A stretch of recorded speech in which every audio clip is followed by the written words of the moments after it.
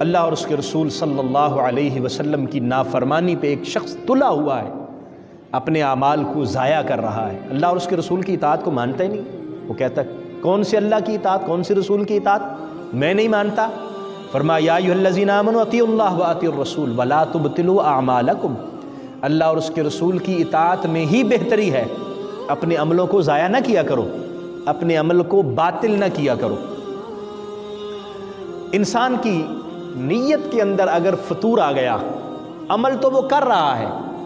نیک عمل کر رہا ہے، اچھا عمل کر رہا ہے، لیکن نیت میں فطور کی وجہ سے، نیت کے درست نہ ہونے کی وجہ سے انسان کا وہ عمل ضائع ہو جاتا ہے۔ عمل کیا، اس نے کوشش بھی کی، اس کا ٹائم بھی لگا، پیسے بھی خرچ ہوئے، جو بھی نیک عمل کیا، نیت درست نہ ہوئی، نبی رحمت صلی اللہ علیہ وآلہ وسلم نے صحیح بخاری کی روایت